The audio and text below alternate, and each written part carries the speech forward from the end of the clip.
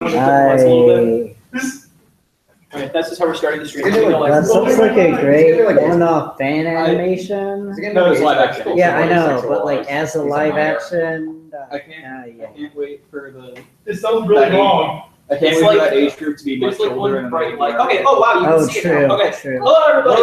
Hi. Hey. Welcome to our Stranger Things mission. We're doing announcements in a brand new, exciting visual format for now until hopefully for a while, but we'll see how it goes. First off, our next mission is going to be our annual costume contest that we always run around Halloween time. So we're going to have some guest judges from Cosplay Troop are going to be coming. We are going to have prizes, right? Yep. So we're going to have prizes for you guys. So come in your preferably sci-fi costumes. Yeah. Like, come on. So show up in those. You'll be judged on a couple of different categories that will be announced day of, and then win some prizes for all of your hard work. Obviously, money time. So we have a couple of great benefits if you become a member. Does this work? By the way, is this the laser pointer? Oh, wow. Okay. So your benefits of becoming a member are you get the ability to earn ranks. You can earn ranks for things like just being in the club for a long enough time, helping out and volunteering with setting up some of our events or whatnot, and exemplary service to the club. You will actually rank up based on the way that ranks work in Star Trek. So that's pretty cool. So for all the events that we run, including big events like Starfest, you actually get reduced admission cost. For some movie outings, we only allow pre-purchase of tickets to members, so to keep taking advantage of that service, membership. And the star election that we run at the end of the year, you actually get to select your bridge crew, but that is for members only, get to vote on that one. And star merchandise, such as the wonderful star t-shirts. Is everybody wearing their star t-shirt today? I'm very disappointed in all of you. Cameron, the point of your visual is that you have a picture of the t-shirt.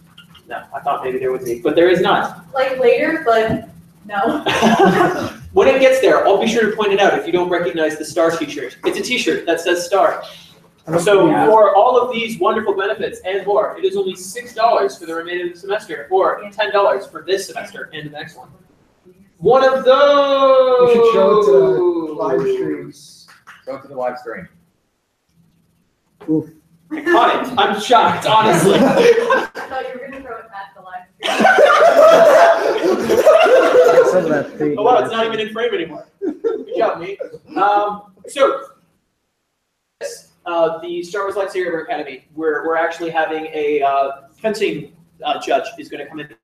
He's going to teach us like actual saber techniques, and we're going to have lightsabers available for you guys. If you bring your own lightsaber, you can get a discounted ticket. This is going to be the last time that you can pre-purchase these tickets, so do that. So yeah, for $15 you can speak to Tulio, who I'm not going to shine the laser pointer at because I value his eyesight. He fills out the forms that I don't want to have to do. And so you'll be able to participate in this. It's going to be like a sort of workshop sort of thing where he stands in front and shows you really cool techniques. So next time you get in a lightsaber fight with your friends. We have Thor Ragnarok. Yes, that's what it says. Yes, that is what it says, and that's what it is, and it is nothing else. We are going to see that the joke is Thor Ragnarok for anyone who is not in the loop. You mean as Guardians of the Galaxy? All right. That's next week's joke. Wait, so is Thor Ragnarok basically the Thor version of Guardians of the Galaxy? No. I mean, it is an alien site. Okay. There's that working well on this one, right? Well, why don't you come find out with us on Friday, November 3rd at the 7 p.m. showing of Regal Henrietta. We, as per usual, we are meeting at 5:30 p.m. in the SAU lobby outside of Nathan's. You can pre-purchase your ticket, once again, from Tulio. This is the first of our members-only pre-purchase tickets. So if you bring, so this is $10? $10. So for a $20 bill, you can get your membership and a ticket to the movie. Wow, what a deal! And there will be Fraggle, right? Fraggle's not guaranteed. So we are next our next social outing. We've done the barbecue in the past, and last Friday we had a really successful pajama party. I see a lot of you people here, especially from my RPG. Glad to see you guys around here. But so the next one that we're doing is we're going to be taking a social outing to the Strong Museum. So for anyone who doesn't know, the Strong Museum of Play is a really awesome spot. They've got like arcade machines with like a bunch of new arcade games as well in there. Let's see. They've got like this like storytelling area where there's just like a bunch of like stuff to like climb around on, and like, you know, kind of walk in, you're like, this is for kids, and then you start climbing around on it, you're like, oh, I'm a kid. So we're all headed out to that. That's going to be a really fun event, continuation of our, you know, sort of social thing that we're trying to keep up with this semester. So once again, it's primarily just to go and hang out with all of your star friends and, you know, make new connections and meet people and be friendly, because we are friendly people.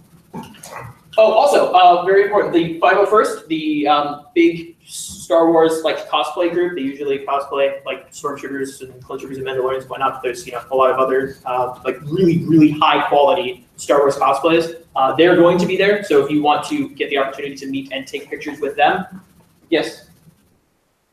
Drive people there. What monies do I have to pay? Wow. Well, if you volunteer to be a driver to this event, you will get a ticket into the Strong Museum for free.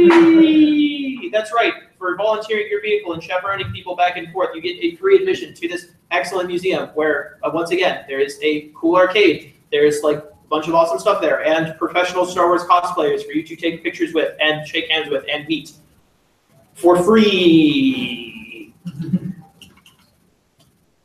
Book club has been meeting just before the announcements. So that is with Alex. Where did he go? Right here.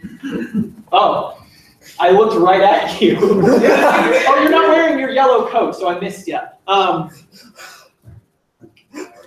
But yeah, so Alex is in charge of book club. They're reading World War Z. So they are Mondays at 6 p.m. So that's right before this in the lounge right outside that direction. So meet with them, read books, talk about books, grow your brain. Oh, what? Grow your brain. I do not recommend that. No, that's what reading does. It grows your brain. No. If you grow your brain, there'll be more pressure in your cranium, Cameron, and that's bad. No, that's good, because that's the knowledge. That's what the skeletons want you to believe. What if you just Yeah, what remove cranium? what if you just Or remove was the this skull? zombie chow? And Yeah, throw no, remove the- the whole skeleton. Anyone who doesn't have their skeleton removed, I highly recommend a skeleton removal surgery before October 31st. We will be forcibly conscripted into the skeleton war unless you meet certain other prerequisites, which are just too much of a hassle to deal with. Local hospital, skeleton removal surgery, tell them I sent you. Don't do that. PR, speaking of stunts and whatnot and asides, PR committee is one of the committees that we have running. They meet Wednesday nights at 8 to 10 in SAU 2740. And so what PR committee does is they do things to get people's attention, specifically about STAR. It is one of our most casual committees where it's, you know, the most just kind of like hanging out with friends and doing, you know, you also do work, but there's a lot of like, you know, ideas running around back and forth. There's a lot of casual conversation, and like all these crazy like out there ideas are like really, really encouraged because we want to get people's attention for all sorts of stuff. And, you know, usually that comes from just like funky brainstorming sessions. So there's like a lot of people just kind of hanging out and having a good time there. But also designing and making the posters that you see hung up all over campus. And it's a lot of fun. It's how I got started with like really getting involved with STAR. It's how John, our comms officer, really started getting involved with STAR. And honestly, just a lot of fun. Starfest Committee. Oh boy. This is our Starfest, for any of you who are unaware, is our big sci-fi convention that we run every year. An annual sci-fi convention, if you will. And this takes a lot of work to get going. So we really need, we've got like a couple more people joining the committee, so now's a great time to join in. You know, since there's like a lot of like new faces there as well. So you will, you know, not just be the only new person in a room full of strangers. And I hope that we're not strangers because I consider each of you very close friends, except mine. Stranger Things. Stranger, whoa, wow, what a tie-in. Hold the segues until I'm ready to segue, Joe. Okay, I love you.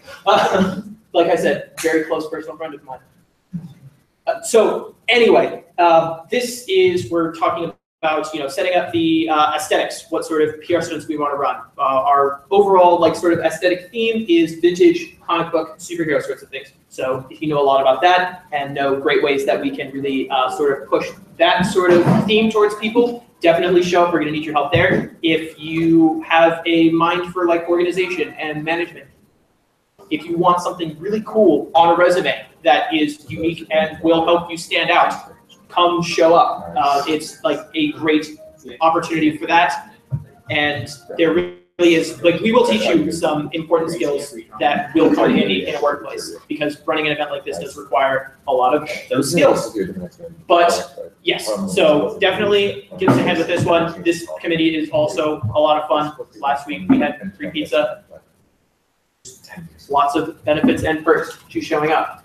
Webmaster Committee. So this is another great resume piece for anyone who is sort of interested in web development and perhaps maybe wants to learn more without having to really dive into one of the courses here on campus, or if you already know a little bit about web development and want a deeper experience. And once again, this looks really great on a resume. It'll be oh hey, look, I made this website. Here's a link to it. Here, this is the sort of handiwork I did, and it's just a fantastic way to help us and help yourself. So they meet the first and third Sunday of every month.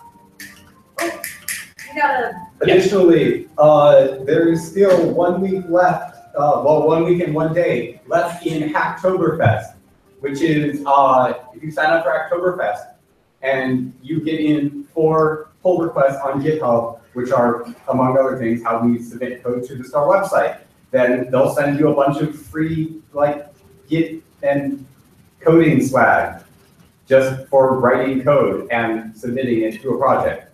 You can do it for any project on GitHub, but that includes the STAR website. So there you go. Help with the STAR website. Get free stuff from Git. Everybody wins. Oh wow, this is the aforementioned shirt that I've thrown at the camera and is sitting on the table there. But here's a high-res image of it on our example model. Is this a person that we know? Or is this No. just all right. It's me. Yes. That does kind of look like me, actually. That's slightly concerning. You're a shirt mom? So this is $10 if you are a member, or $15 if you just want the shirt. So for one $20 bill, you can get membership and a t-shirt. Wow, what a deal. Also, PowerPoint karaoke is happening in just a little bit over a month. This is something that we do every year. This is a lot of fun. A lot of people really look forward to this one.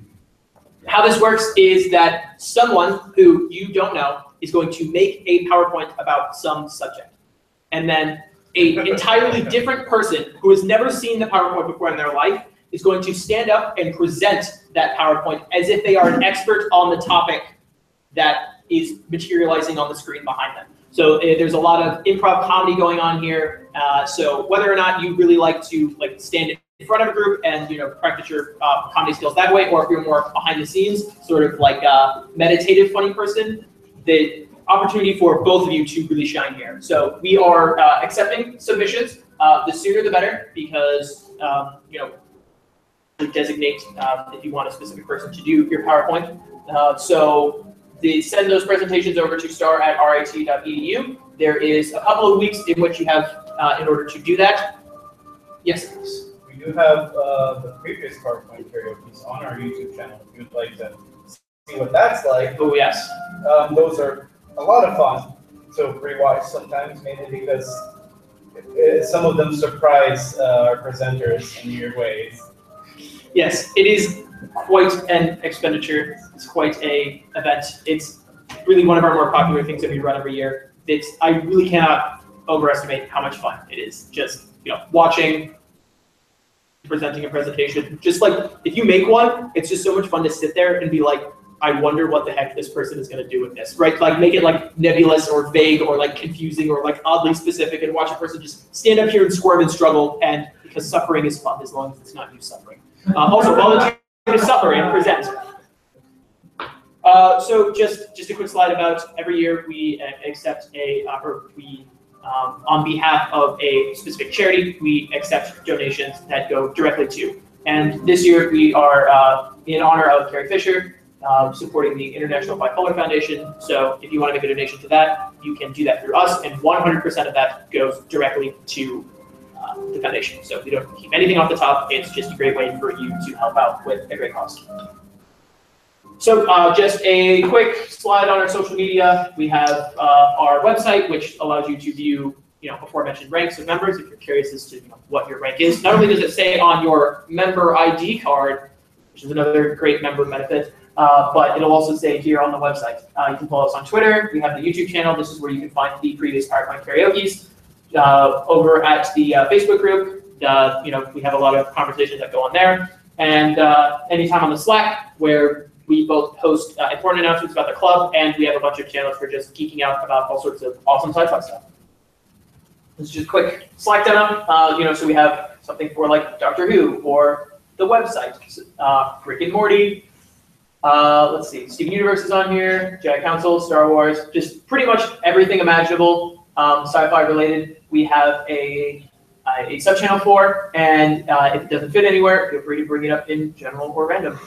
But yeah, Slack, we've got over 100 members there, talking, conversing, having a great time. I honestly use this to keep up to date with a lot of sci-fi things, including we have a Nintendo channel that, because there's a lot of news coming out recently, I use this to keep on top of it, because we have a lot of really devoted people in the Slack who just stay on top of it, and it's just too much for one person to do, so we share the load. And that's all I have for you guys. Thanks for listening, and I hand it over to Logan for Stranger Things. Woo! I need that though. No, this is mine. Fine, you can run the thing then.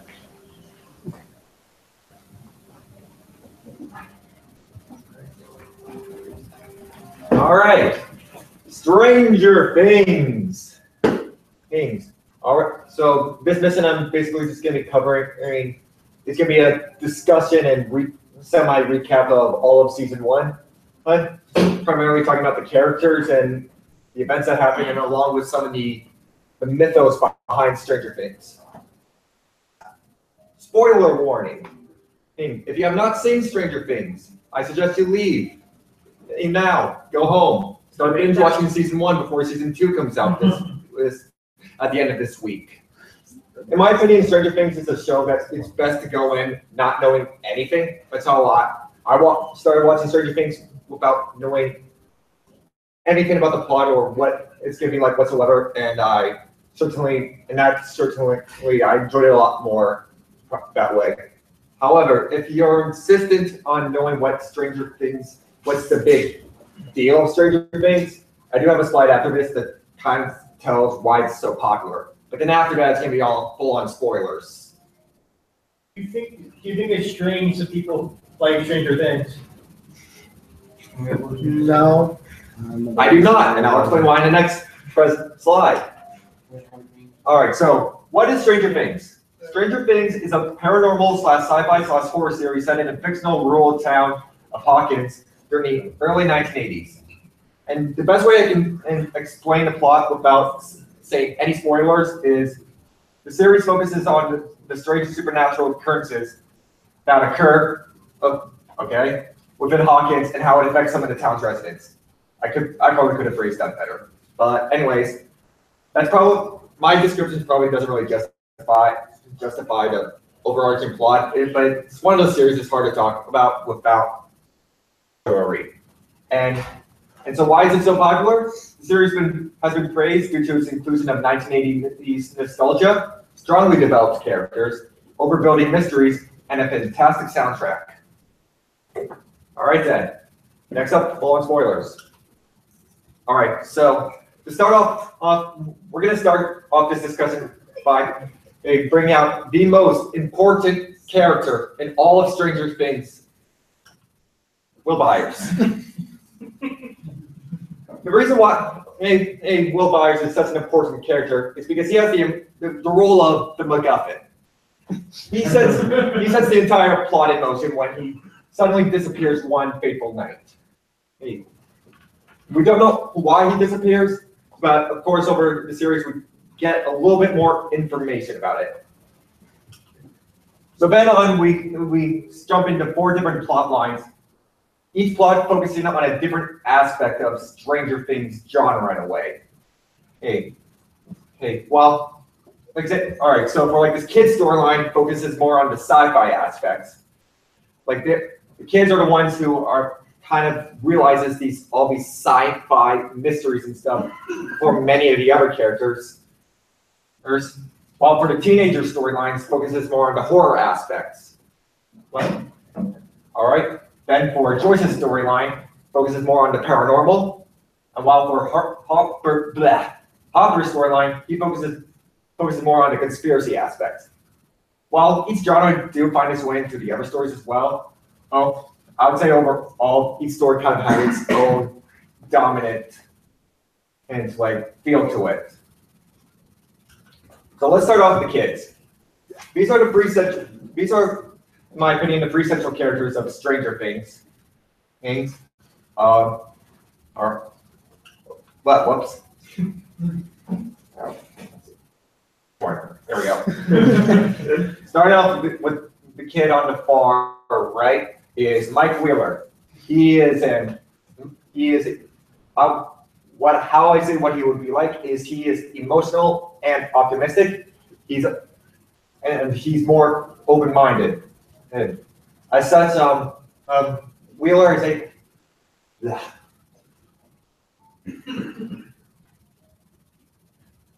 all right. Isn't he the leader? What? Isn't he the leader of the group? I would say he's in got a so much as a manner. leader. They're kind of they're kind of a coexistence. Like I said, he's a lot more emotional and open-minded. Like he gets a lot more attached. That's one of the reasons why he's a lot more attached and willing to accept 11 more so than the other characters. But because of that, he's also more easy to hurt. Such as when they discovered Will's dead body, he was a lot more hurt than the other characters because he was a lot more.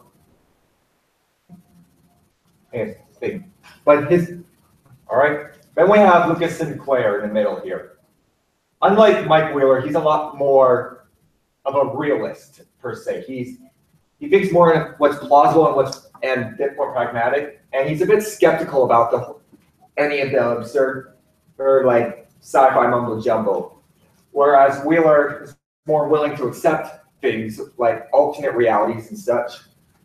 Lucas is more dismissive and thinks of, well, that's not realistic at all or whatever. And then we have Dustin Henderson, who's kind of more of the middle ground of the two. He's a lot more neutral and level-headed, and he's generally able to resolve the friction between Mike and Lucas. So overall, they're a fun bunch, and you can't help but root for them because they're a bunch of nerds and geeks. So eventually, although the kids eventually accept a new member into their group, 11.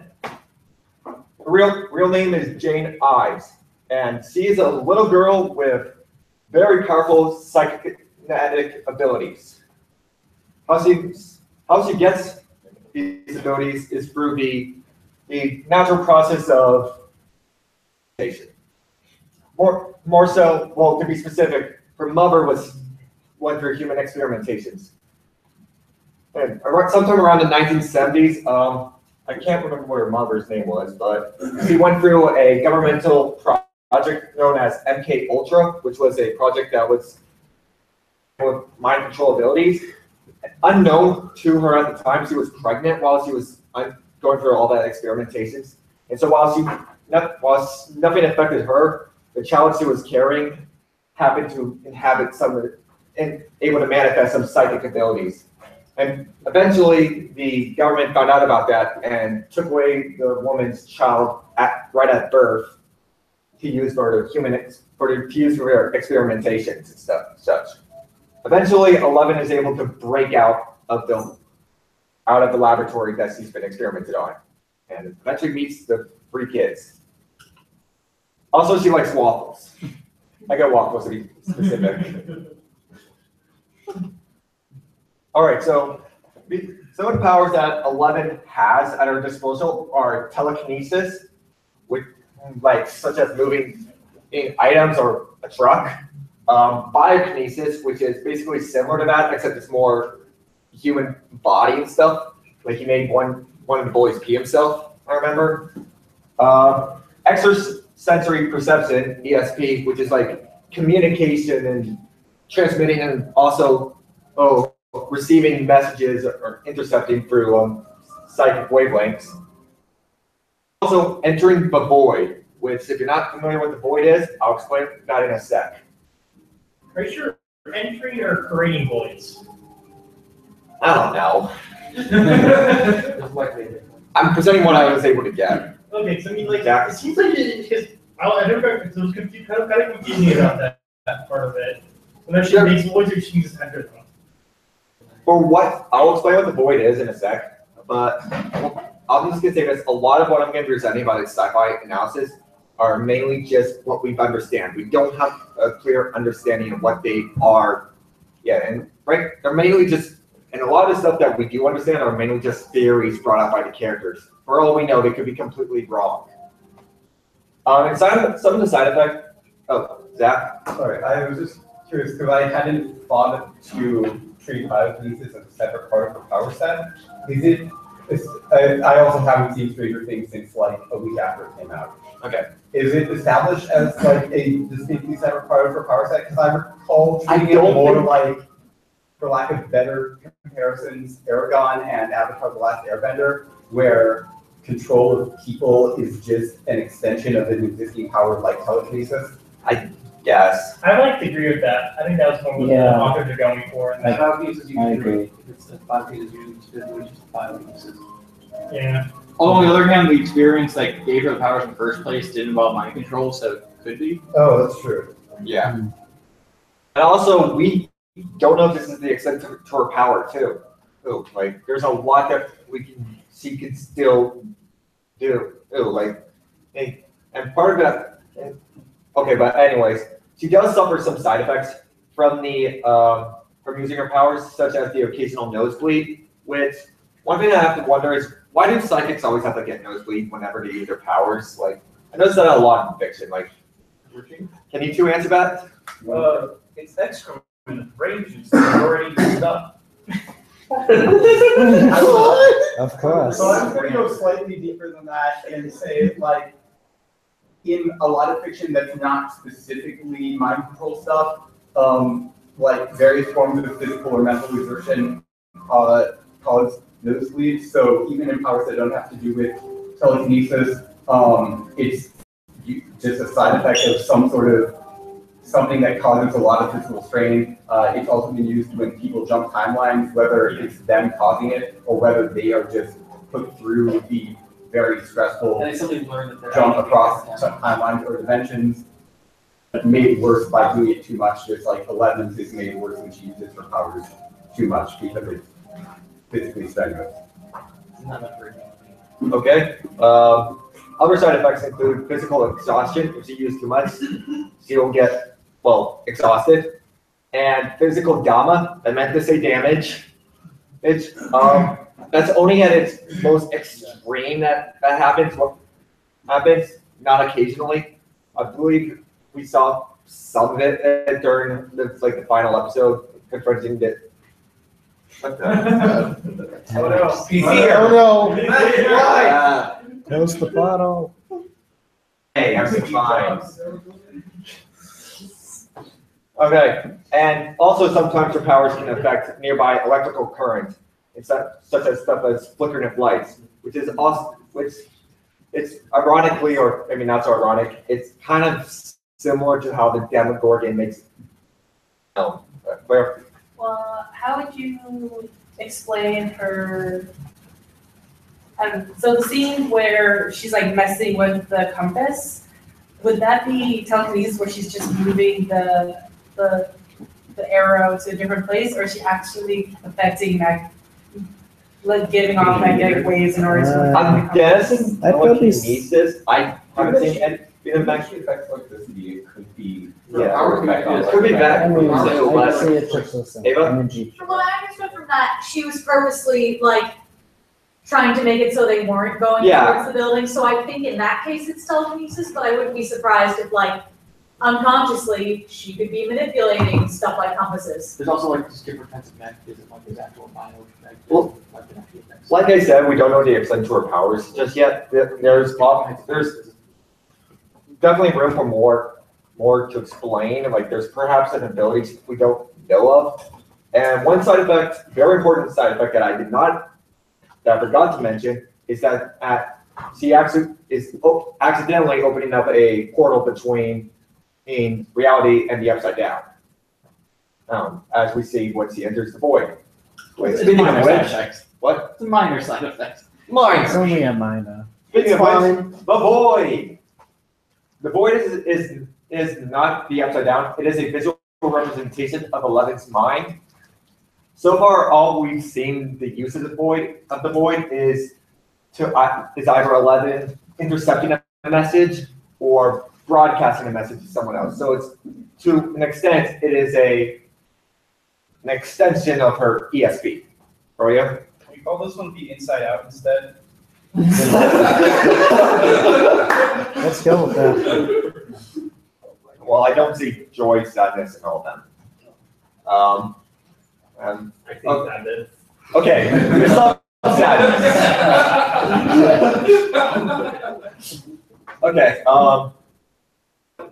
the void is unique in a way that she can only use it when she's submerged in a sensory deprivation tank, in which a lot of her senses is basically nullified. That's basically the only way she's able to access the void. All right, and currently it is unknown if are other uses for the void and how it connects to the upside down. We know there's a connection because encountered the void the first time she encountered the Demogorgon amongst it, but we don't know what to extent. And she's also able to contact Will, but we don't know how this overall can connect to the upside down. All right, next character, Joyce Byers. She is the grieving mother of Will Byers. At the start of the series, she witnesses many strange paranormal occurrences happening within her home, such as the phones being broken after receiving weird messages, or the lights flickering, Demogorgon coming out of the wall or something. And because of this, she's pretty much perceived to be as crazy by most of Hawkins' residents, also due to some of her growing frantic behavior. And her claims of such nonsense, such as a faceless monster coming out. So like I said earlier, she primarily represents a lot of the more paranormal aspects.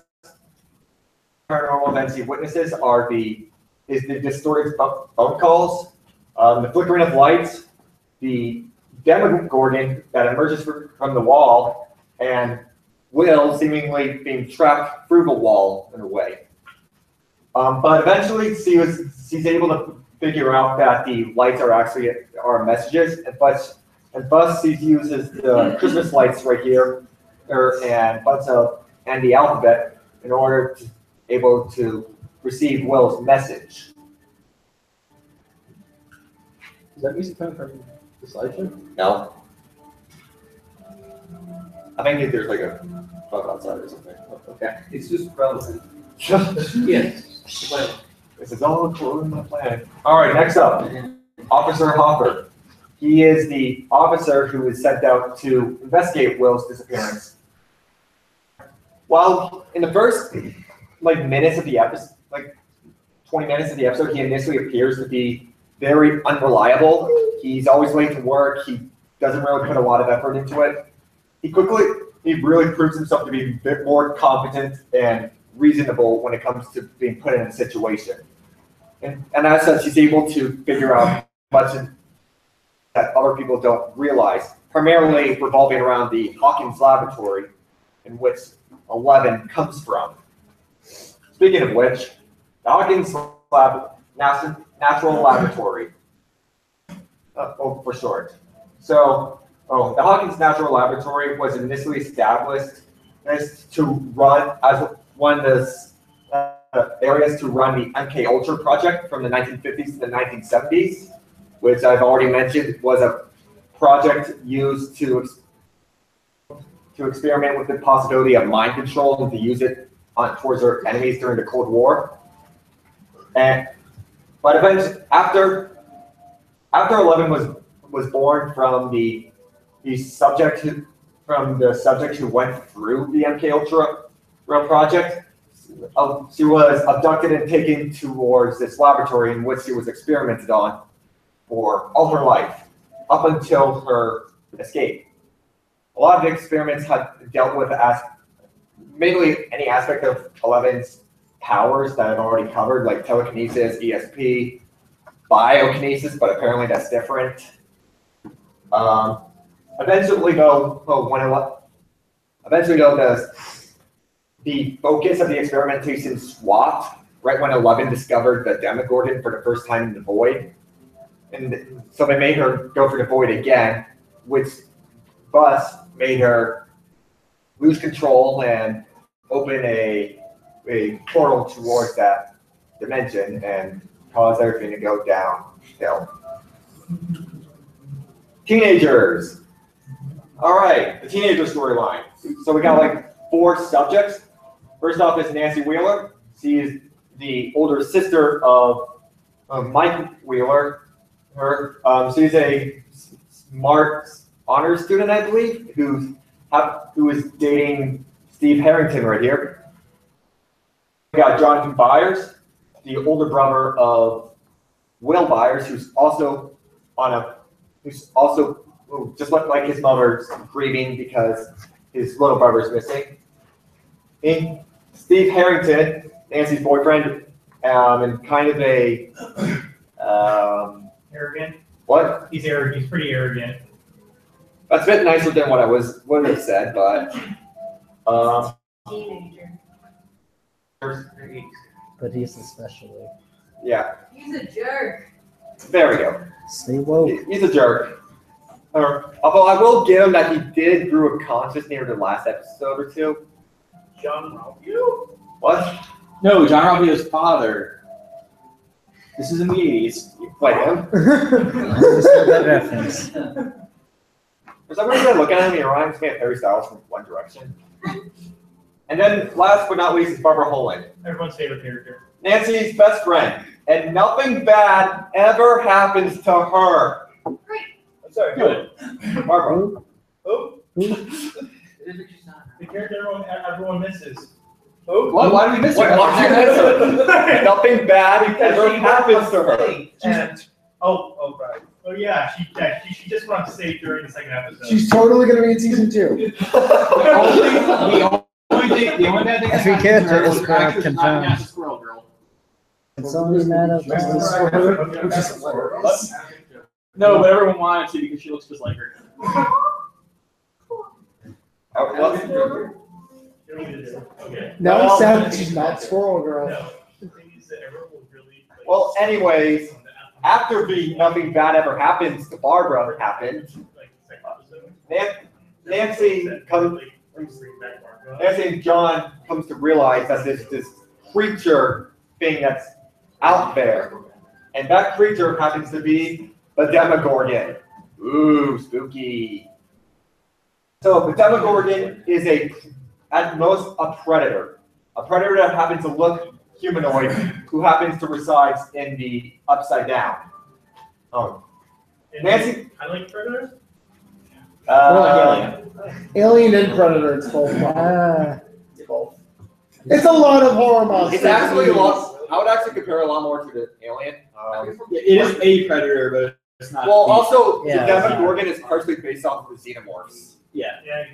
They're, Yeah, all Very of much see so, that. especially in the final scenes. Yeah, true. they're primarily based off the Xenomorphs. So in this series, I wouldn't be surprised if it took influences from like several things. Just threw them in a blender. I'll get to that. I mean, he's never a Wow. easy monster. Yeah. The nature of the Demogorgon so Nancy brought up and compared a lot of the behaviors of the Demogorgon to the natures of other predatory animals, such as its need to hunt at night. It can be compared to that of coyotes, or how it remains in solitary, like alone, can be compared to bears, or how it senses blood can be compared to sharks. And well, what makes it really terrifying, besides its horrid appearance, is some of its abilities that you don't find that you wouldn't find in any other predatorial animals, such as its absurd strength, its durability to most weaponry, healing, its detection of blood, even across dimensions. Minor use of telekinesis, like I said, minor. We don't see it that much, and it's definitely not as strong as 11's. But probably the most scariest ability of all, interdimensional travel at will. It can travel between dimensions without going through a portal, unlike humans. No, it makes portals to get to Well, it the can't. underground. It can't. I don't. It makes portals. No, clearly it makes portals. It can't just magically go from one area to another. It has to make a portal first and go through it. It's benefit. But then the portal is gone though. Like the portal doesn't remain. Oh, no, it doesn't. It's like an organic form, but this thing doesn't care if it's making another one. Well, it's like. Well, no, there's instances where it's like the monster disappears back to its reality without having a portal nearby, and if it did create a portal, well, the portal would have had to be gone as well because there wasn't a portal left behind by the monster. Like example, when John, Nancy, and Steve confronted the monster in the final episode, it disappeared while it was being caught on fire, and there was like no traces of one leaving a portal behind. Because I mean, what about the one scene where I think that was like. She goes into. I think that was like. Great by the monster though. I think that was like. It could. Well, actually, I assume she stayed narrowly before it kind of. Hold on. Well, now that I think about it, the portal also disappeared too when Nancy escaped as well. But the portal was stayed open for a long time though, but when the monster suddenly disappeared, there wasn't the portal theoretically should have been there as maybe as long as Nancy was in there then. Well, I'm guessing its power was kind of fluid. It can make a portal once to the beach, so more energy along the portal there. And I guess I'm just like, it's kind of weird. They didn't really go into that much. It was kind of big, but. Well, I mean, a lot of they didn't really share a lot of stuff about the. I think it usually uses portals though, versus when it does the teleportation thing, it's like a last ditch. Perhaps there's still a lot we don't know about the Demogorgon itself.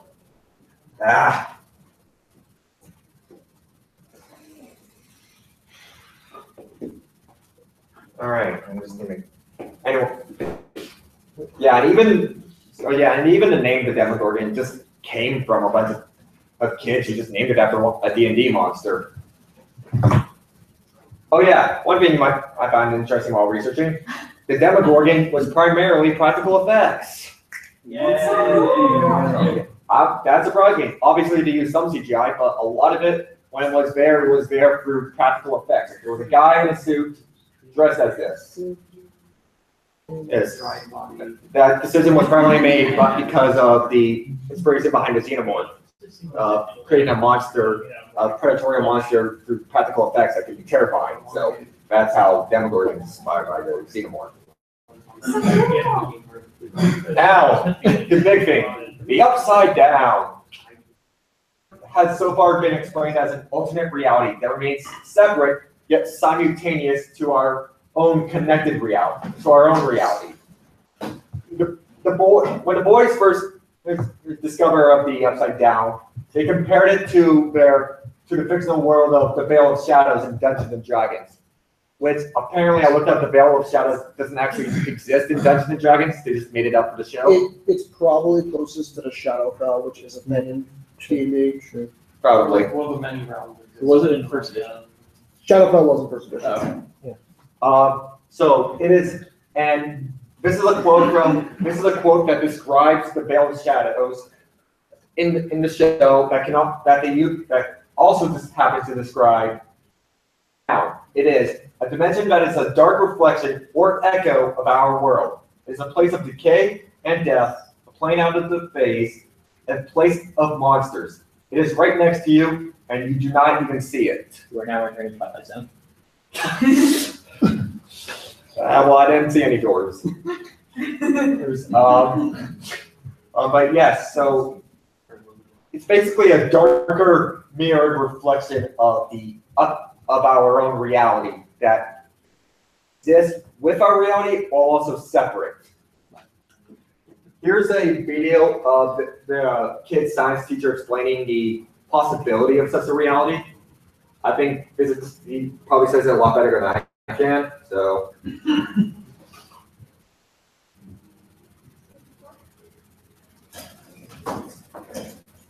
Is there sound? It's very quiet. Hey there. Hey, what's going on? We're in mourning. Man, they don't know me. We were wondering if you had time to talk. We have some questions. A lot of questions. So you know how in Cosmos, Carl Sagan talks about other dimensions, like beyond our world? Yeah, sure. Theoretically. Right, theoretically. So theoretically, how do we travel there?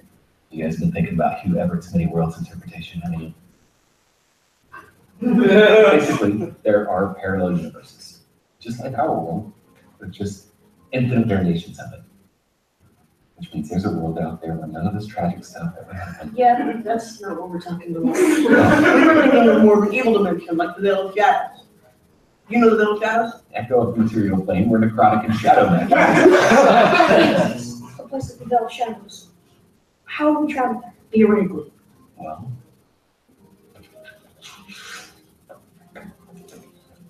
picture an acrobat standing on a tightrope. And the tightrope is our dimension. And our dimension has rules. You can move forwards or backwards. But what if right next to our acrobat, there is a fleet? And the fleet can also travel back and forth, just like the acrobat, right? Right. Here's where things get really interesting. Also, we'll travel this way, along the side of the rope. You can even go underneath the rope. Upside down. Exactly. But we're not the fleet, we're the acrobat. In this metaphor, yes, we're the acrobat. So you can't go upside down? No. Well, is there any way for the acrobat to get to the upside down? Well, you'd have to create a massive amount of energy, more than humans are currently capable of creating, aren't you? To open up some kind of tear in time and space. And then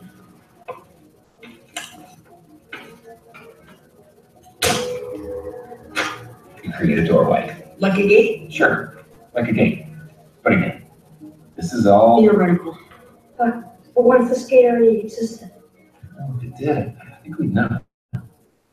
Magnetic field, our environment, heck, it might even swallow us up whole. Science is neat, but I'm afraid it's not very forgiving.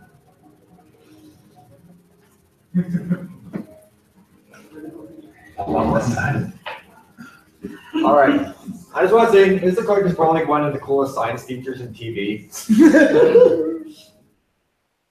So that's really all we really understand of the upside down. And again, these are just theories and stuff.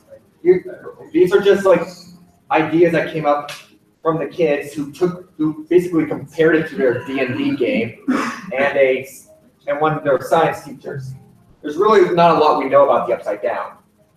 But what we do know is that the layout of the upside down mirrors that of our own reality. Albeit there are differences that you could to tell between the upside down and reality. Which I'm just gonna call reality the downside up. Examples are, it's always dark in the upside down, with only very little light. We talk about how it compares to the Veil of Shadows and stuff, a place of pure darkness and stuff. But it's not so dark you can't see anything. I mean, like, they're able to see fine. There are various samples of unique biological growth, similar to fungi and plant life, found all over the upside down. While there also happens to be trees and bushes and stuff that we find in our everyday life as well. And even some of these plants even take on animalistic nature or whatever. Like when they discovered Will, he had that vine up into his throat, and when they yanked it out. Yeah, when they yanked it out, it started squirming as if it was a worm or snake. And yes, it is a vine. I've looked it up. So some of the plant lives even contain animalistic qualities. There are also nests of eggs that can be found in the upside down. We don't know what these eggs are. There was one hatched they found. These could be eggs for other demogorgons. These could be eggs for like the slug things that were up that went up there, also disgusting. But hopefully we'll get more of an explanation to that. And also, according to the Hawkins laboratory, it is believed that the upside down is toxic to humans. Although the hazardness isn't that you would only get affected through prolonged exposure. Such as when Nancy Wheeler went to the upside down, she didn't suffer any type of negative backlash towards her experience since she was there briefly. In contrast to Will, who was there for a week. Now the ending. All right, so how Stranger Things wraps up, you should also know. Chief, Hopper, and Joyce saves Will from the upside down. Jonathan, Nancy, and Steve fight against the Demogorgon. The Demogorgon killed most of the Hawkins laboratory. 11 does too. 11 kills the Demogorgon, but then she vanishes. And all happy ever after and stuff. Totally. Not really.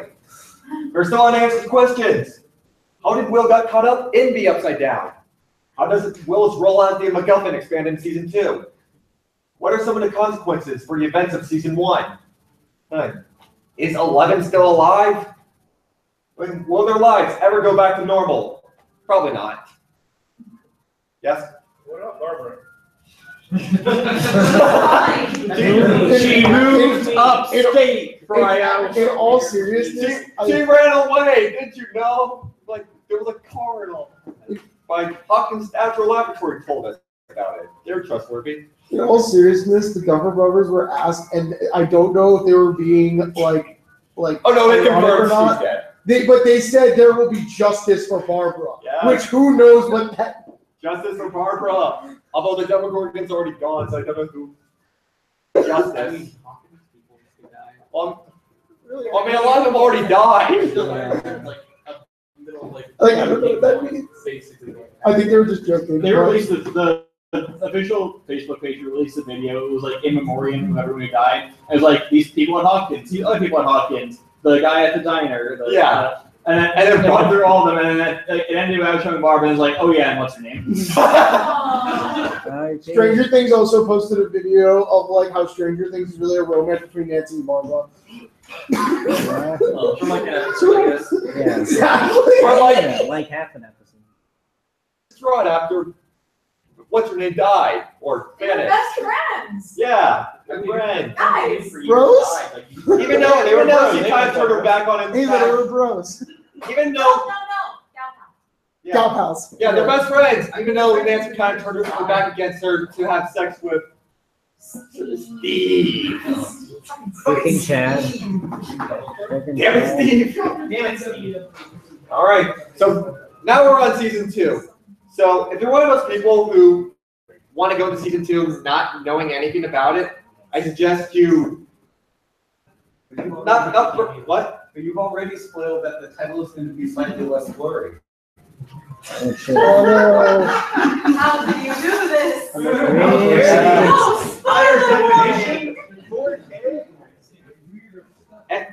But I would recommend you guys coming back because there's other stuff besides season 2 I'll discuss that. We'll get you. How long should I get for? We'll get you guys.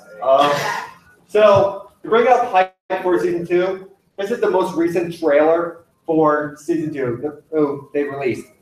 Oh man, I wonder who this mystery character is. Who knows?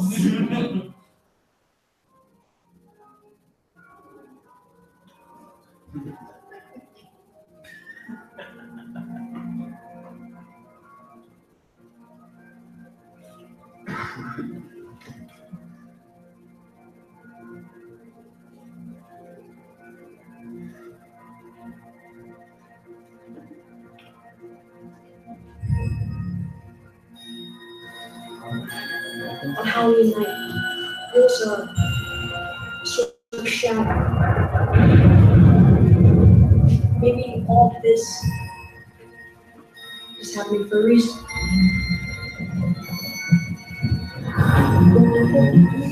These are not nightmares. It's happening. It all leads back to here.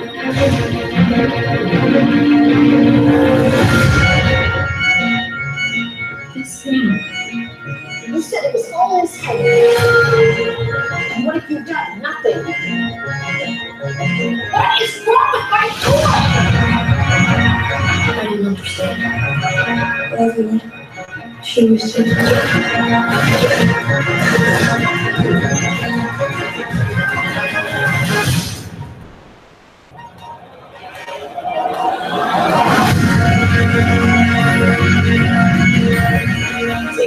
Shaped targets.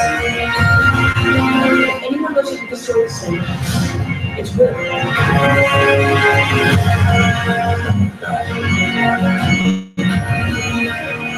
Don't you think it's weird? I really seem to hang out when the world's about to end. It's not like it was before. It's growing. It's Judgment Day. Which is why we need as much help as we can get.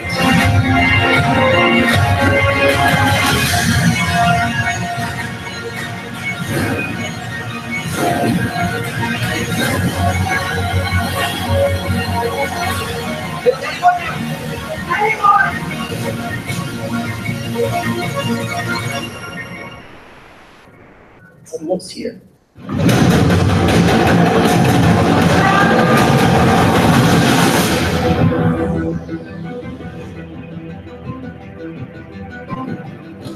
You still have that bat? Bat? What bat? One with the nails.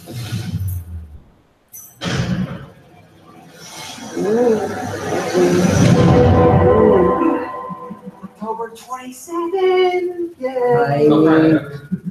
Yeah, most of it. I know what I'm doing. We should do like a video for it. Yeah. Weird turn. Two, who? So what we know of season 2, which is not much, is it does take place a year after season 1. During Halloween, that's why they're all dressed as Ghostbusters. And that's also why a lot of their voices, you can tell their voices hit puberty. Eddie? What? Yeah. Well, I mean, fun fact, one of the actors, the actor for Dustin, he hit puberty during the bit between, well, his voice was going through puberty during shooting, so his voice was sounding different from when it was when it started filming.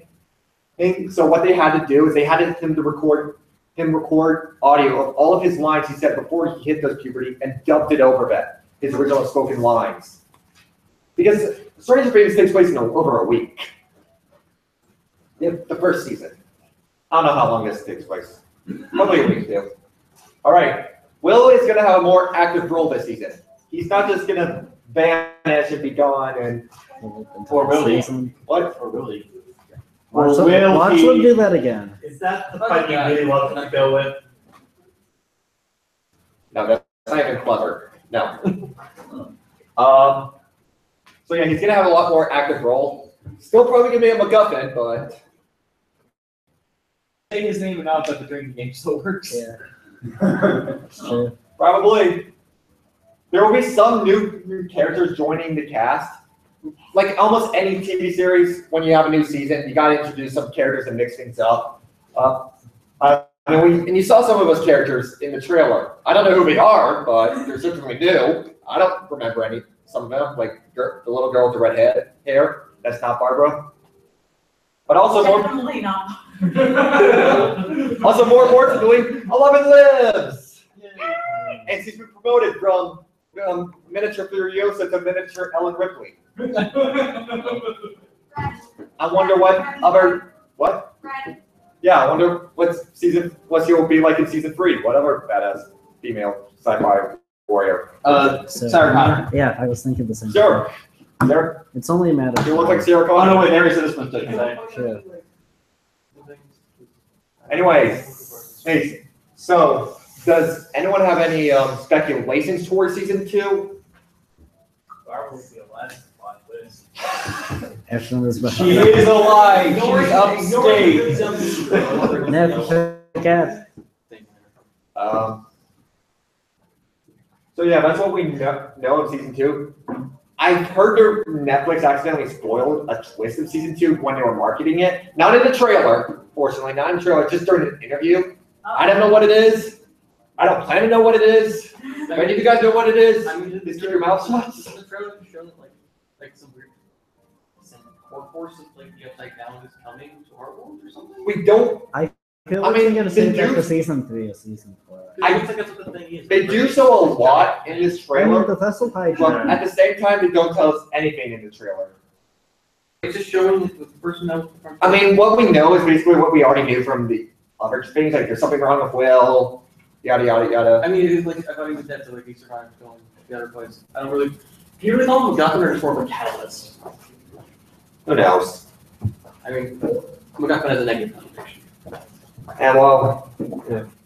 Will's not a bad character by all means. I'm just saying that his disappearance drove the plot in season 1. Without him disappearing, then everyone would just go for their normal lives. Maybe not Nancy because BRB, BARB. But it's the catalyst.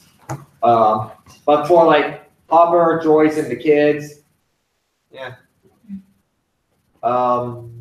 Yes.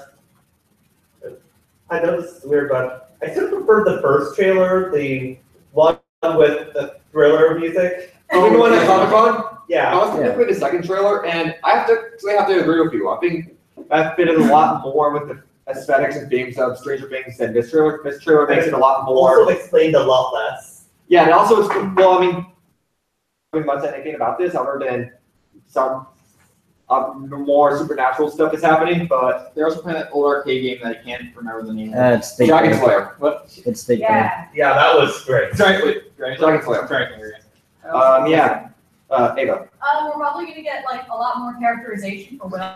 We saw him interact with his friends a little bit, Yeah. but it was mostly, where's Will? He's good at hiding. Is he okay? Probably not. He wasn't there. It's gonna be cool to see him like actually interact with them. Being a full-fledged. True. I mean, And he's gonna actually get to interact with 11 more, hopefully. Maybe we haven't seen them on screen yet. I was curious, like 11. We just seen all we saw from the trailers, from both trailers, is he was in the Inside Out for a bit, and he opened a door looking like Ellen Ripley. Or at least there's another side thing around there. Maybe like I forgot where I saw this put it out, but they put out that the kids sort of represent D&D archetypes. I'm not surprised. I saw a really cool character art with that. Oh, true. They constantly referred to their group as, I forgot what it was, but it was like the Fellowship or Companionship or whatever. There are 4 people. I mean, Will is the rogue because he's good at hiding. Well, even in the beginning, during their D&D playset, Will's character in D&D was captured by the Demogorgon in there, which foreshadowed him being captured by the monster, which I'll be named the Demogorgon. What character did Will play in D&D? Was that ever? I believe he played He was the wizard. The wizard. Yeah. Wizard. Darn it, I love Dragon Wizard. No, Well, she's the knight. She's the Scion. Yeah, Scion. She's the monster. Literally with 3.5 grade. No, Michael is the knight. I mean, Will's a Scion. But that's a 4-year-old name. Oh yeah, Scions weren't around in the 80s. Oh, okay, that's fair. It's only person, so it would be like the door that 11 was standing in. It's the doorway to. It looks like the doorway to the house that Joyce and Hopper visit in season 1, where her biological mother. Ooh. That's cool. Oh, okay. That'd be I had interesting. This is why I don't look at trailers so closely. It always spoils. Yeah. Yeah. I mean, I just like I feel like that looks like prerequisite knowledge. Super Bowl trailer, so I didn't really watch any other trailers until now. Well, you could have left too, you know. I want to talk about it. Okay. I think it's what they're like. Are they all like going grouping up to like whatever's happening? Are they gonna actually do some ghost busting? I mean, better do some. they'll Already go foreshadowing, like, busting or whatever the monster is. When I was, I just Nice. think like Which Ghostbuster? I mean, just me. I had to take like the adult male costume and shorten it a bunch because the girl one was like way too sexy for like a 15-year-old, and I'm like, I just want to be a Ghostbuster. Okay. All right. And now for potential spoilers, I got no idea. Theories. These people can be surprisingly smart at times, and I know part of Westworld was spoiled to me because of a theory. Victoria? I think that's the Demogorgon's mom. Maybe. They were right. There's many theories towards Stranger Things. These are just three of the most popular ones I found. A heptapod from We're talking about fan theories now? Sarlo. Sure. Yeah. But these are potential spoilers because who knows? People can be correct. Yeah. I like the Leviathan becoming a monster theory. That's a cool theory. I like the idea that those two are like the most common theories. I thought it was really confused that Professor Hydro was season 2's thing. Like, even at the end of season 1, there was a whole. I will explain each. I mean, I don't know how well I can explain the theories, but I can go at least my best. Start off as theories. 11 is the Demogorgon, or rather, the Demogorgon is a manifestation of 11's powers or whatnot. That's something like a lot of people usually focus on this one, like her hand mimics, their hands mimic or whatever. Yeah. No, not mimics, but like it's reach out. Yeah. Oh, yeah. That's something that, and also the fact that 11 at a time said, I am the monster. A lot of us took it as a thing at the beginning, like, oh, I'm a mistake, I'm a monster. That could be literal, for all we know. But one of the things that I find the most interesting, and that can possibly point to this, is the name Demogorgon. The Demogorgon refers to a monster with dual heads. One of them is for deception, and the other one is more for the kill or whatnot. That's from what I looked up. And while he does not look like a dual-headed monster, so potentially this is the killing head, the head that kills, and this is the head that deceives or whatnot. That's like, and so one question is why is it a monster? It could be because the first time she encountered the Demogorgon was in the Void, which is, like I said earlier, a visual and physical manifestation of her psychedelic powers and stuff. So maybe she didn't really connect to the Upside Down. Maybe he happened to discover this creature and which happened to manifest. Who knows? Maybe the Upside Down is in an alternate reality. Maybe it's a reality she created. Or it's the idea that it's an alternate world because her mind is not connected to it, that it created a creature to basically be a negative aspect of it to make her still exist, that she's connected to this other reality. Maybe it's like a brother. So it's basically just like the negative version of her, essentially. Who knows? So it's like maybe it's like aliens. But yeah, that's like one of the most things that came across for Stranger Things. Second to that is Will Byers is becoming a monster. We saw him hurl slugs at the end, and he somehow is able to connect to the Upside Down still. So, and the fact that he's seeing visions and stuff, he's definitely been affected by it. He's not. We've seen that at the end of season 1, and even in the trailers as well. Getting psychic powers. I mean, it would. What? Is he getting like psychic powers as well? I have no idea. Because if the trailer makes it look like that, it just means that those infections with the other reality just have like powers like that. I think that's a very much some kind of precognition. Well, no, I said earlier 11 got her powers because of human experiment. Yeah, but like how do you know what the experimentation was? Because it could be literally the human experiment a mix of it was basically from I looked it up. She was submerged in the little pool thing that 11 is also submerged in to go into Void, while at the same time she's also was injected with different types of psychedelic drugs. It's actually the experimentations that 11's mother went through is actually based off of a real governmental thing that happened also around that same time, which same thing, they were trying to work on mind control. It just sounds like the writer just taking something and just making something else happen because of it. So like there's not probably a direct correlation of like how the experiment actually does something. They just made it result in it. They briefly brushed over Sci-fi is often a mix of reality and fiction that makes the story work. So Yeah, a lot of science fiction. A lot, yeah, and science fiction, but I mean, kind of like the way that memories work in To the Moon is they use like real science as a base and then expanded on that as they needed to make the story work. Yeah, just probably doing it here, which is fine. I But guess Stranger Things also feels like it's based as much as it can be on reality, and then they use that as a starting I point. mean, they gotta have like monsters and like power.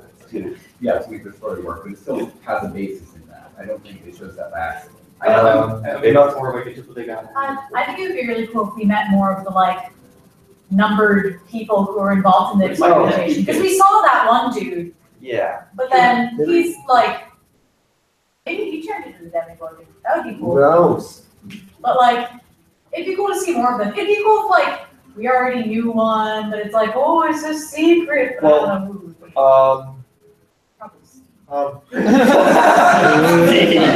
He's the real monster.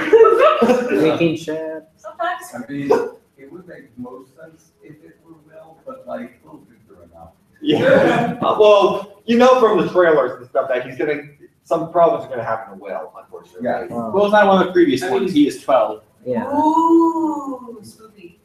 But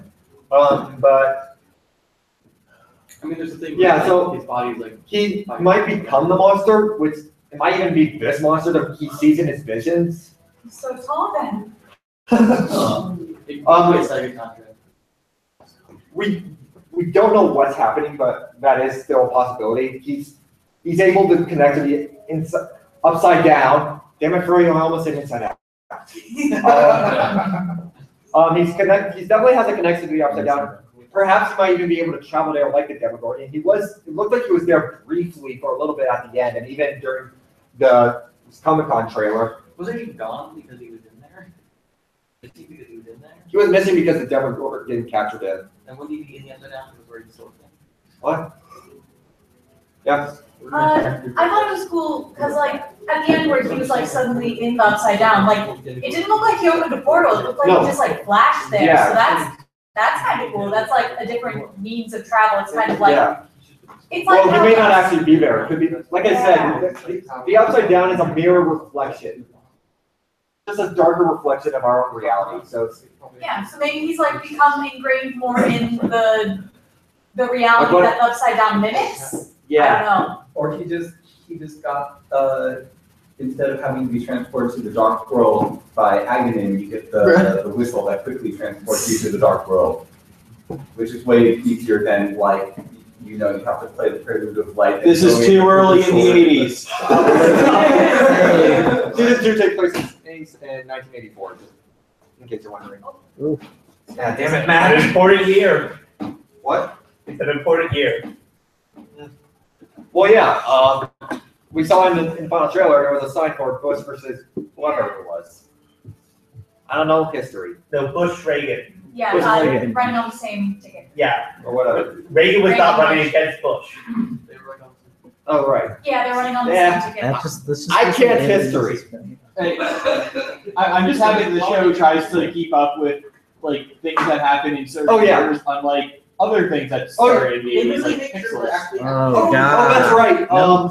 Demon Child. This show does a pretty good job at keeping things historically accurate. It's historically accurate. There are a few times where there's like an item that might not belong in that time, but nothing too noticeable. Like, I think literally the only one that someone mentioned was a model of a gun being slightly different. Actually, the walkie-talkie that they used wasn't invented until later. Oh, time paradox. I mean, it's really hard to get walkie-talkies from. Also, they tried their best. They're ham radio nerds. Even my dad was young. That was an old person hobby. That's why they're nerds. Well, the teacher gave us that.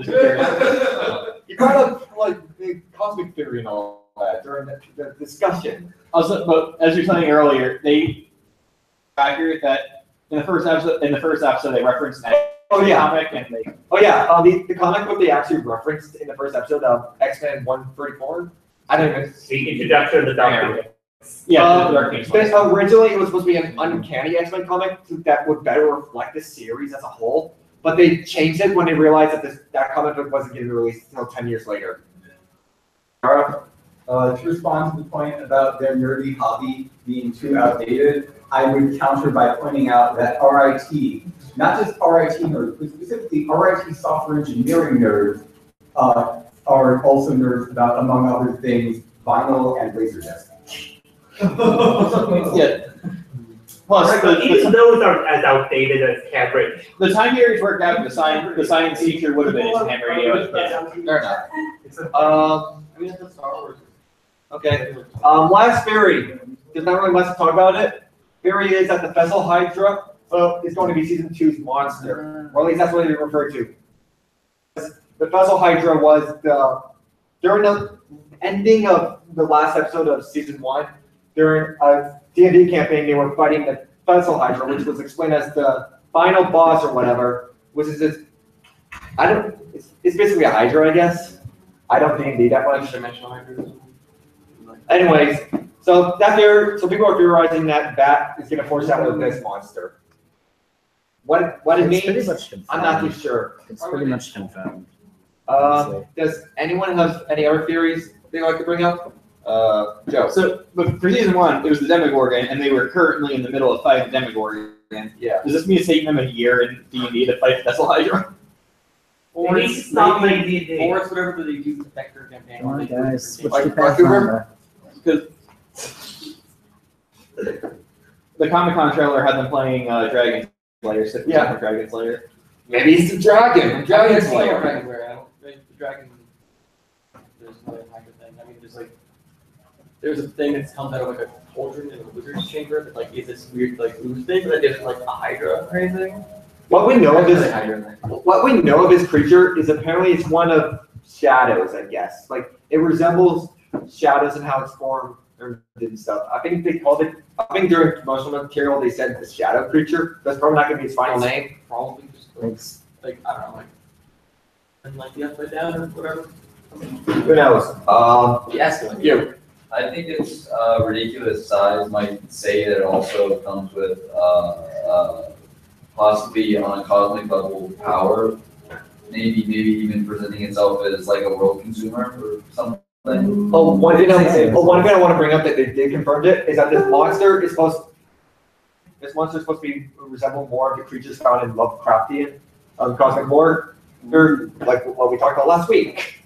Yeah, it's supposed to feel a bit more like fear. So there's supposed to be. So yeah, it's like that reacts to more a kind of a fear base of something we don't understand. And This may be a weird theory, but I think I've heard some of that. The Upside Down may be a world where the Cold War actually resulted in nuclear Armageddon, and now the world is just in nuclear winter or something like that. That's a potential theory.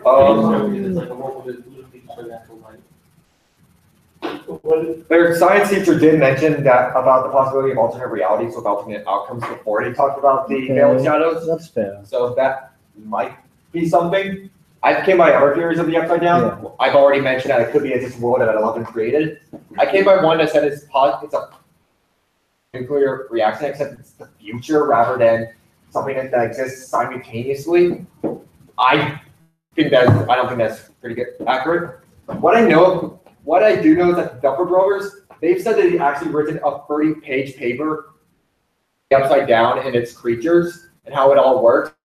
And yet, and so far in only season 1, they only use like a portion of their written explanation, and they said that in potential more seasons they're gonna a bit more and more.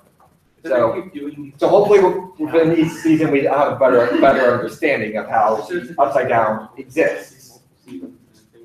I think the alternate universe theory could possibly make sense, because part of the Upside Down that always confused me was, if there's all these buildings in the Upside Down that perfectly mirror the buildings in our world, where are the people who made them? I think it's more like made them is us in this reality. Like it's like a. What point does it mirror itself over? That's a fair point. I don't know, like the thing about mirrors is that you technically can't affect what happens in the mirror's layout without affecting the real world. Like if you want to put a chair in front of a mirror, you're gonna have to bring the chair up to that mirror in order for the chair to appear in the mirror area. So, but at the same time, you yourself would appear in the mirror, but there's no doing that. Right. Yeah, who knows? Explain it in the future? Perhaps not. I don't know, maybe for some reason we're not considered important enough here, or we're not permanent enough, we move too much. There's also so far there's been also wasn't really much signs of intelligence or life in the Upside Down, because so far we've just seen a Demogorgon, which is more primal, and some slugs and stuff. Maybe this thing's intelligent, maybe it's not. We don't know yet. Hopefully, if the series continues, and hopefully they do a good job explaining and expanding on its mythology it's already laid. All right, I have one more thing I would like to talk about. They can come back in if they want. I will look at it. What's the topic so I can just? It's on the Duffer Brothers. I'll go get them.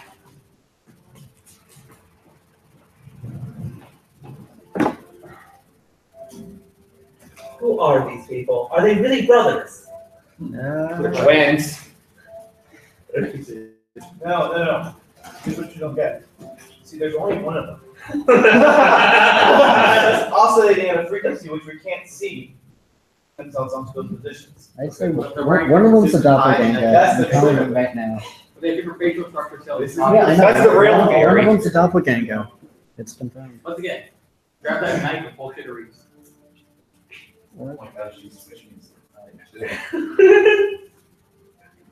Stay low. They're gone? I think most of them are back. Oh, I don't know where some of them are. All right. Anyways, why do you want to talk about the Duffer Brothers? Because they're huge nerds. Gasp. Really? What evidence do you have? Shocking, I know. And one thing I came by when I was looking at the plot that really fascinated me was a lot of sources they used in order to create their world and stuff. Some of which is kind of obvious, some of which is unexpected inspirations. Here were some of them. They went for inspirations. They went from a variety of different examples of sci-fi and horror movies, and also books, video games, even anime. Some of it is some of the inspirations are obvious. You can tell. It's like, oh yeah, I can clearly tell what that influenced. While other stuff may not be as obvious. Does anyone have any questions on what inspired what? All the instructions. Well, I said inspiration as in they inspired like the story, not so much of mentioned like they mentioned Star Wars plenty of times. Yeah, no, we inspired the story, but it definitely influenced the aesthetic. The aesthetics was mainly inspired by 80s movies and television series. Yes, which that all the inspiration. Well, I mean, Tron is included in it, but it's more like as a whole. These are the different sources they use for inspiration. Where is he? Oh, no, there's easy. Yeah. Yeah. E.T. is probably the biggest source of its inspiration. The entire story mainly derives from E.T. Like you have a bunch of kids who discover a special individual which they keep hidden from their parents, society, and also the government. Steers into a bike chase against the government. And in the end, both the special individuals go home, or in 11's case, just disappear. Oh, you don't have any high school dramas? Well, the high school story is primarily based off of horror, like Nightmare on Elm Street. There's a little bit of either like Breakfast Club in there, or maybe Heather's. I mean, that's how we know the writers. I didn't Yeah, mention. There were probably some stuff I missed. Like I said earlier, they are huge nerds. So Everything, it's all 80s and 90s. but a lot, yeah. So there's probably some stuff that also inspired things, but these are just, I'm just going off of this based on what they said in interviews and stuff. Like, oh yeah, maybe there's other things in the back of your mind that happened. Ava? I thought that it was cool for like the new promo posters for season 2. They used some of the like Firestarter. They used that for one of 11's. Oh yeah, they mimic the season 2 promotional materials, mimicking classic posters. So fun. That's like really awesome. Right. Well, I can go by. The kids are like hired by kids in ET, but also from the Goonies and Stand By Me. In fact, the kids you saw when they were auditioning, they had, instead of having them read scenes and stuff on the actual show, they made them read a passage or scene from Stand By Me. While 11 actually takes inspiration from more anime, from Elfen Lied and Akira. Both are series that revolve around a powerful psychic individual who goes through governmental experimentations and eventually breaks out and murders a bunch. Elfen Lied is like people like Silent Plays. What? Elfen Lied's things of Silent Plays. Yeah, well, that was their main inspiration behind 11 herself. Although they said that they weren't going to make it as bloody as either Elfen Lied or Akira, probably for the best. Akira takes like 5 different things. Most of the entire series would be active of thing, and then Elfen Lied's Yeah. Well, that's their. Well, whatever. That's what they inspired. Joyce is inspired by one of the main characters from Close Encounters of the Third Kind, someone who encounters strange occurrences and yet appears crazy because of that. The monster is inspired by the alien from Alien, while also the Upside Down is inspired by the atmosphere of Poltergeist and Alien, also Alien. While also Alien, the Demogorgon takes some inspiration from the shark in Jaws, and even Hawkins himself takes inspiration from the town area Jaws takes place. Obviously, H.P. Lovecraft plays a huge role in Stranger Things, the whole cosmic horror and things we don't understand and stuff. Last of Us, Jim Hopper is actually inspired by Joel from The Last of Us, both in part of his character archetype and stuff, and even part of his backstory too. I won't go into further details because I'm not here to spoil The Last of Us. But if you play the game, you probably know what I'm talking about. And the show's creators have said that in the future they might want to explore a father-daughter relationship between Hopper and 11, much like Joel and Ellie in The Last of Us games. The Void is primarily inspired by this Under the Skin, the Scarlett Johansson movie. I don't think a lot of us have seen. Any of you have seen that? Nope. Yeah, well, yeah, I figured. But anyways, the whole darkness of The Void is inspired by that. The teenager story of being is inspired by typical horror, camper horror stuff or whatever, like Nightmare on Elm Street, or maybe even Friday the 13th. Teenagers and stuff. It's a given. I forgot what the thing inspired, and same thing with Montauk Project. And Silent Hills, oh yeah, I forgot to mention, Silent Hills also inspired part of the atmosphere too for the Upside Down. Missed. Oh, right. Oh, yeah. With Thing, I mean, you can definitely tie it to the whole, like, we have this huge crazy monster that we do not know how it got here. We don't know what it does. Oh, yeah. But goodness, we should probably do something about it because it's not going away and we're stuck here. Thing was also seen briefly in one of the scenes. Like them going in. And there was like, their science teacher was watching the Thing with his girlfriend until he was interrupted by Dustin, who was asking about the tank and stuff, and I love he can't close it. You can't close that door of curiosity, damn it. Oh yeah, sorry, I made a mistake about Poltergeist. It actually did not inspire the Upside Down. What inspired is the whole Will being able to communicate through electricity, much like the use in stuff, and also Will's disappearance as well. Yeah. The Duffer Brothers also said that season 2 is also going to take inspirations from their other works of science fiction and horror. I don't know what. we'll just see. But yeah, they take a lot of stuff. And that's it. Enjoy season 2. Yeah.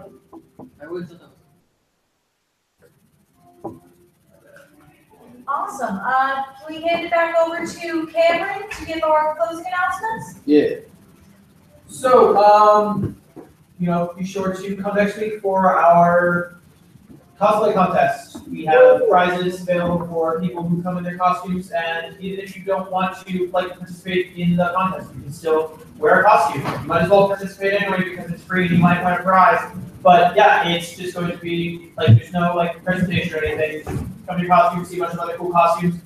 This Thursday there is the lightsaber duels or the lightsaber academy. So this is the last opportunity to pre-purchase your tickets. So come talk to Tulio in order to get those. Yes, store also we're selling tickets for that as well. Again, speak to Tulio to get those tickets. We are taking cards today, right, Tulio? Yes. So you don't have to have cash. You can pay a card, and it is no big deal. Okay, was there anything else? You can buy tickets for lightsaber duels at the door. Yes. If you can't do it today. But please do it in advance so we can make sure that we have lightsabers for everybody. Yeah. Thank you so much, Logan.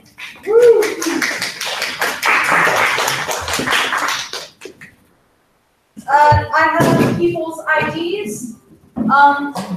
If you got a Star membership before last week, I have your ID in my hands, unless you already have it, in which case it's yours. You have it. It's yours.